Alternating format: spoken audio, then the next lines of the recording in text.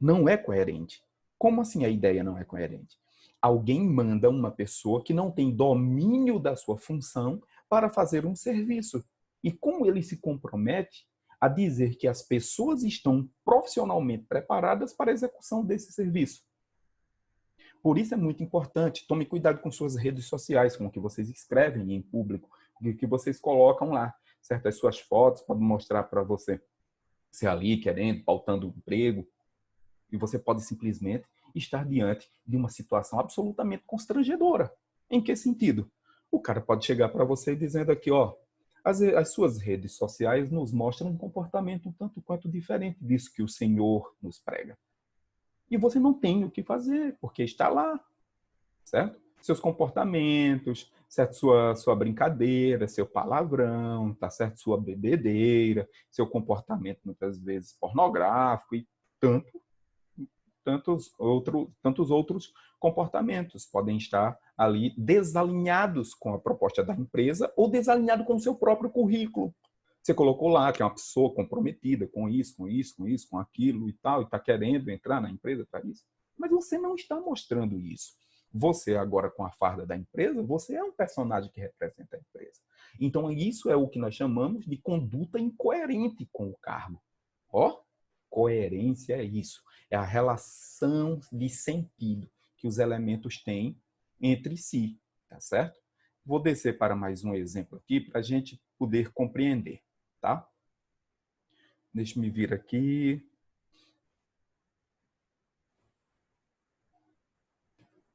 Isso, vamos para aqui. Intertextualidade. Olha, aqui, ó. As pessoas a quem nos dirigimos os nossos textos, né, a quem dirigimos os nossos textos, deverão fazer uso da intertextualidade. Ou seja, trazer ligação entre os textos que copiamos para que, assim, possa ocorrer coerência. De alguma forma, essa ligação depende muito de conhecimento de mundo dos interlocutores. É que eu estou aqui conversando com você e eu posso estar utilizando no meu discurso determinados conteúdos linguísticos que você não está compreendendo bem. Mas por quê? Porque você é de uma outra área técnica, de uma outra área científica. Sim? Então, o que seria a interdisciplinaridade? Ou a intertextualidade? Ou a transdisciplinaridade? É a capacidade que a gente tem, tá certo? De dialogar com o outro, entrando no universo do outro, naquilo que ele pode compreender dos signos que eu uso. Não adianta eu escrever um texto mais sofisticado e bonito se eu não vou ser compreendido. Não adianta eu escrever o texto mais robusto e mais técnico, como alguns políticos fazem. O político, quando ele é questionado sobre uma questão jurídica que envolve a sua pessoa, ele fala em juridiquês. O que seria isso? Ele não fala para todo mundo, ele fala apenas para quem compreende alguma coisa de direito. E neste exato momento, ele deixou grande parte do seu eleitorado, ou do público telespectador, no caso no rádio, o espectador do rádio, o ouvinte, tá certo? Ele deixou sem compreender. Por quê? Porque ele não fez questão de ser compreendido por todos. E isso é uma prática de poder, certo? Então a coerência é uma prática de poder. Você vai mostrar que tem poder intelectual, poder cultural, quando as suas referências fazem sentido. E as pessoas que estão lendo você conseguem compreender a relação de sentido construída no seu texto. Tá bom? Olha só isso aqui. Esse é um texto muito claro para fazer isso aqui. Canção do Exílio Facilitada, de José Paulo Paes, um dos mais habilidosos poetas brasileiros. Olha o que esse cara faz aqui, ó. Lá, sabiá, papá, mamá, sofá, sinhá, cá, pá. O que é a Canção do Exílio? Todo mundo sabe o que é a Canção do Exílio. O que é? Ó, se você não lembra o que é a Canção do Exílio, dificilmente você vai ter a relação intertextual. Então, dificilmente haverá uma coerência entre o que o cara diz. Lá, sabiá, papá, mamá, sofá, sinhá, cá, ba. Se você parar para pensar que a Canção do Exílio, o cara tá dizendo que lá é muito melhor, ai, como é bom lá, e aqui não é tão bom, lá eu vou ter sabiá, palmeira, minha família, meus amigos, e tudo vai ser bom, prazer, isso, mas aqui, né, aqui não tem nada. Ó, A canção do exílio está aqui resumida em poucas palavras, tá certo? Mas precisa de coerência. O que seria a coerência? A coerência está construída na mente, ou seja, no cognitivo, no conhecimento textual, no conhecimento literário do seu leitor, espectador, tá certo? Dessa forma você vai conseguir construir aqui a lógica, o sentido entre esses dois textos, certo? Está aqui a canção do exílio. Minha terra tem palmeiras, onde canta o sabiá, as aves que aqui gorjeiam, não gorjeiam como lá. Ou seja, aquela oposição de que lá é muito bom e cá é muito ruim. Lá no Brasil é muito bom e cá, aqui em Portugal não é tão bom. É a mesma ideia de Gonçalves Dias.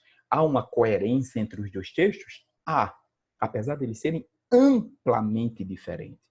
Tá certo? Mas essa relação de sentido ficou clara e explícita no texto? Não, não ficou. Ela explorou o conhecimento prévio do seu leitor. Tá certo? Então você também tem que fazer isso. Olha só que vacilo acontece aqui. Vocês leiam esse texto aqui comigo e vejam que coisa curiosa. O cara faz assim, ó. João Carlos vivia em uma pequena vila, em uma pequena casa construída no alto da colina árida. No alto de uma colina árida, cuja frente dava para o leste. Desde o pé da colina, se espalhava em todas as direções, até o horizonte, uma planície coberta de areia. Complicado, né? Olha, eu vou logo traduzindo, que a gente não tem todo o tempo do mundo. Ele mora numa colina árida e ele vê uma planície coberta de areia, certo? Na noite em que completava 60 anos, João, sentado nos degraus da escada, colocada de frente à sua casa, olhava o sol poente, com a casa virada para o leste. O sol se põe no oeste. Veja, virada para o poente, e observava com a sua sombra ia diminuindo o caminho coberto. Se você está de frente para o poente, você não vê a sua sombra, porque a sua sombra vai ficar para trás. Coberto de grama. É árido ou é cheio de grama? De repente, viu um cavalo que descia para a sua casa. Gente, ele estava em cima da colina, olhando a planície, e ele vê um cavalo descendo? Ah, pelo amor de Deus! Se você não parar para prestar atenção, não faz sentido, não tem coerência geográfica, não tem coerência semântica, não faz nenhum sentido, as coisas não se amarram, tá bom? Então, se as coisas não se amarram, o seu texto é incoerente. Ou seja, perdeu a lógica, perdeu o sentido. Eu posso aqui não ter problemas gramaticais, mas eu tenho um problema de sentido. E às vezes eu posso ter um texto cheio de problemas gramaticais que não atrapalham o sentido, porque a coerência está muito mais voltada para o nível semântico do que para o nível estrutural da sintaxe, da morfologia. Ok? A gente fomos e chegamos tarde, mas o povo estava lá, tudinho, já tinha sumido, embarcaram nos cavalos e foram-se embora. Tá, tem um monte de coisas aí, tronchas do ponto de vista do conceito formal, técnico, culto, gramatical. Mas não me impediu de comunicar. Às vezes o texto é como esse, certo? Bem escrito do ponto de vista pontual, mas as coisas não batem, as ideias não fazem sentido. Coerência é isso. Por isso a dica: releia, releia, releia. Ok? O seu texto, para poder ter minimamente condições de encontrar os problemas na construção dos seus argumentos, das suas ideias, dos seus conceitos. Ok? Aqui nós encerramos nossa aulinha de hoje. É muito bom estar aqui com vocês. Sempre é muito bom estar aqui com vocês conversando, porque uma aula de comunicação e linguagens sempre tem muito a ser discutido. E nesse momento aqui eu quis discutir um ponto especial com vocês, que era a questão da coerência, da construção de sentido dos nossos textos, tá certo? Um beijo, a gente se vê na próxima aula. Tchau, tchau. Vamos encerrar aqui a nossa apresentação, tá certo? E foi ótimo estar com vocês.